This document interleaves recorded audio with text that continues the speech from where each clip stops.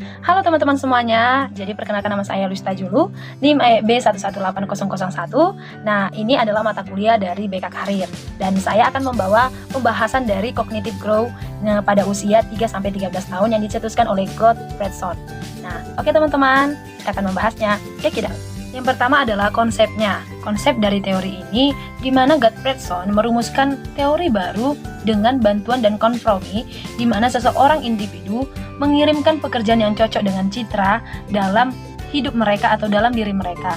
Nah, menurut Gottfredson, latar belakang dari teori ini, di mana latar belakangnya sosial ekonomi dan tingkat intelektual yang sangat mempengaruhi konsep diri dari seorang individu dalam lingkungan masyarakatnya.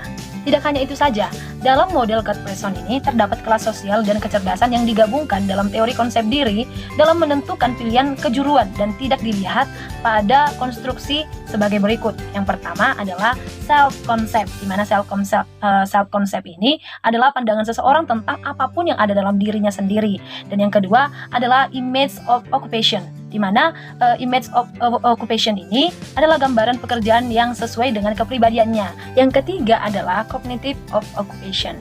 Nah, cognitive of occupation ini mengacu kepada individu yang dapat membedakan pekerjaan menjadi beberapa dimensi. Yang keempat adalah social space, di mana social space ini adalah sebuah proses individu untuk menyesuaikan dirinya dengan lingkungannya. Kelima adalah circumscription, di mana circumscription ini adalah proses seseorang individu untuk mempersempit wilayahnya dalam mengambil keputusan.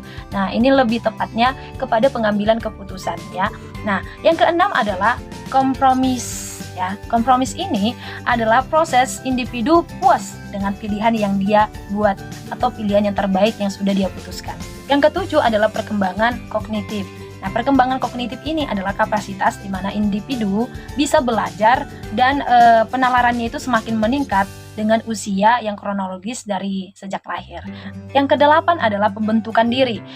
Pembentukan diri ini adalah individu itu dapat membentuk dirinya sejak lahir dan melalui pembentukan itu, nah mereka bisa berkembang. Nah, kognitifnya itu bisa berkembang.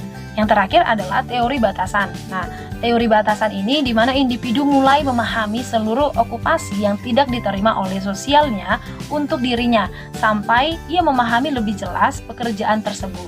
Yang selanjutnya adalah tahap-tahap. Nah, tahap-tahap ini dibuat oleh Gottfredson. Dia membuat 4 tahap. Yang pertama adalah tahap orientasi ukuran dan kekuatan, yaitu pada usia 3-5 tahun. Nah, di sini anak-anak mulai mengasosiasikan kekuasaan dengan dewasa, dengan peran kerja, yaitu menjadi orang yang besar.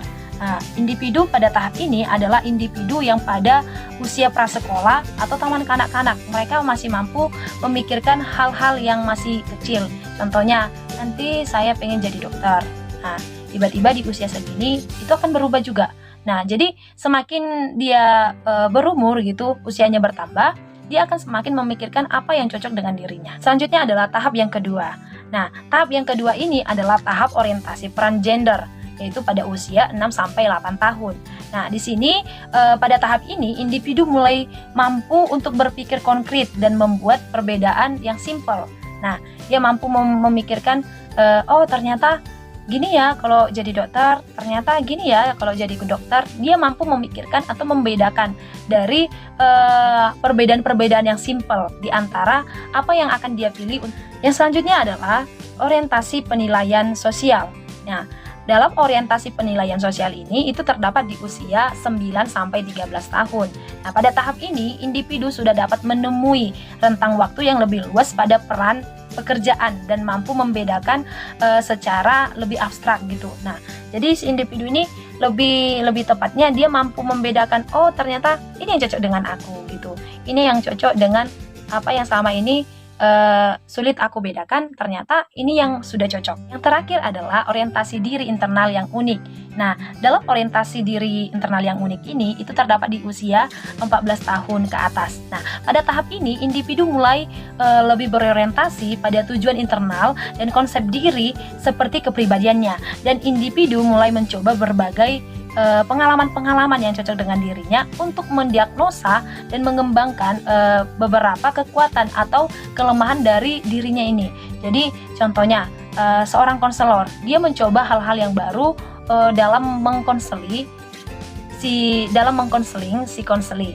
Nah, si konselor ini pasti akan mencoba beberapa hal-hal yang baru. Nah, apakah itu cocok dengan dirinya atau tidak? Nah, ketika itu cocok, itu akan menjadi sebuah kekuatan dan menjadi pengalaman yang baru. Jadi, kesimpulan dari pembahasan ini bahwa Gottfried ini dia ada tentang ukuran dan kekuatan, ada tentang peran gender, ada tentang penilaian sosial, dan ada orientasi internal yang unik dari diri individu tersebut. Nah, jadi semua ini tergantung dari si individu tersebut, apakah dia mau melakukan tahap-tahap tersebut, dan itu akan bergulir sesuai dengan usianya, ya. Mungkin ada yang lambat, ada yang cepat, tapi sesuai dengan penelitian yang dilakukan oleh Gottfried ini, rata-rata individu itu pada tahap-tahap di usia-usia seperti itu, 3-13 tahun. Jadi teman-teman semuanya, itulah pembahasan yang bisa saya sampaikan oleh teori cognitive growth oleh Fredson. Nah, jadi jika ada kesalahan ataupun kekurangan, saya mohon maaf. Terima kasih, semoga bermanfaat.